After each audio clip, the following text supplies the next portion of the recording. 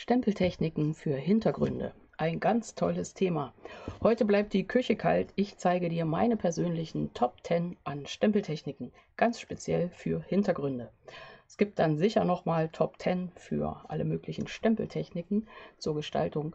Es gibt auch schon meine persönlichen Top 10 an Kartenfalttechniken. Die verlinke ich dir da oben bei dem i. Okay, es geht los. Top 10. Alle Techniken sind auch irgendwie schon mal bei mir auf dem Kanal zu finden als Anleitung. Heute also gezeigt. Nummer 10, ich habe mich entschieden, das ist das Stempeln mit Luftpolsterfolie. Hier habe ich so ein Album gestaltet, das ist der Außen, das Cover. Und du siehst schon, kannst schon ahnen, die Luftpolsterfolie, wie sie hier eingesetzt worden ist. Okay, das war Nummer 10. Nummer 9.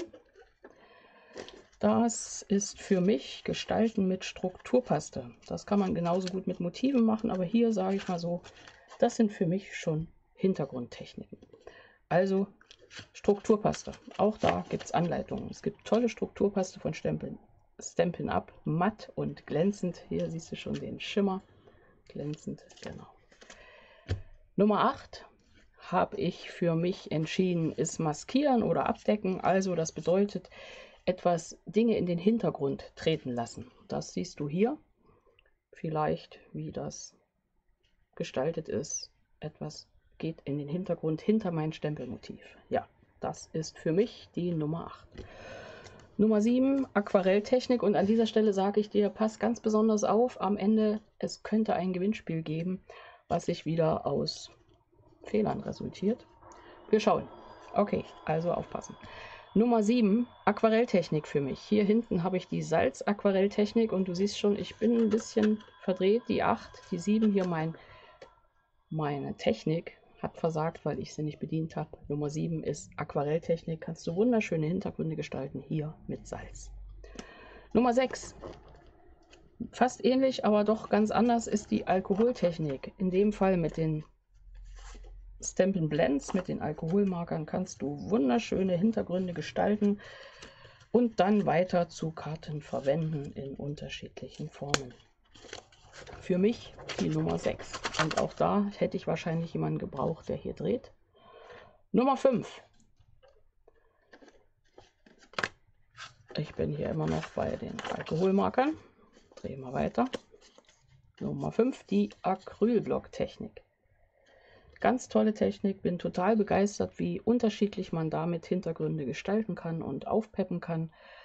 Stempelmotiv drauf, Spruch drunter und fertig ist das. Das war die Nummer 5, Acrylblock-Technik. Nummer 4, letztens erst gezeigt und ganz neu entdeckt, die Luftballontechnik. Ich stempel mit Luftballons. Ich kann mit Luftballons auch Luftballons stempeln, aber ich kann auch alles andere dann weiter gestalten. Das hier war einfach passend zu dem tollen Ballonset, was es gerade gibt. Ja, also Nummer 4, Luftballontechnik. Nummer 3, das ist in dem Fall embossed. Du siehst, hier hinten ist weiß auf farbig embossed. Das ist für mich eine tolle Hintergrundtechnik, die das Ganze dann auch nochmal auflockert. Hier sieht es ein bisschen aus wie Schneegestöber. Okay, Embossing. Ganz viel einsetzbar. Nummer 2 ist für mich Schablonieren. Schablonieren oder Wischen. Ich lege mir selber eine Schablone an und dann schabloniere ich mit meinen Blending-Pinseln unterschiedliche Hintergründe. Und auch hier, es hat wieder nicht funktioniert, die Technik ist klemmt. Nummer 1, tada, ist und bleibt für mich Baby-Wipe-Technik. Ich stempel mit Baby-Feuchttüchern unterschiedliche Effekte, die alle für sich eigentlich ganz gut stehen können als Hintergründe. Bleibt für mich die Nummer 1. Ja, das waren meine Top 10 an Hintergrundstempeltechniken und wenn du ganz konzentriert zugehört hast, könntest du meinen, es hätte sich ein Fehler eingeschlichen, weil es sind zwei Techniken eigentlich sehr gleich. Werden nur ein bisschen unterschiedlich genannt, minimal abgewandelt in der Gestaltung. Ja, wenn du die zwei findest, schreib sie gerne in die Kommentare. Ich bin gespannt, vielleicht findest du ja noch mehr. Ja, und ansonsten schreib mir auch gern, was deine Top 10 ist, beziehungsweise was du auf den Platz 1 gesetzt hast. Oder wovon du jetzt aktuell gerne noch einmal etwas sehen möchtest.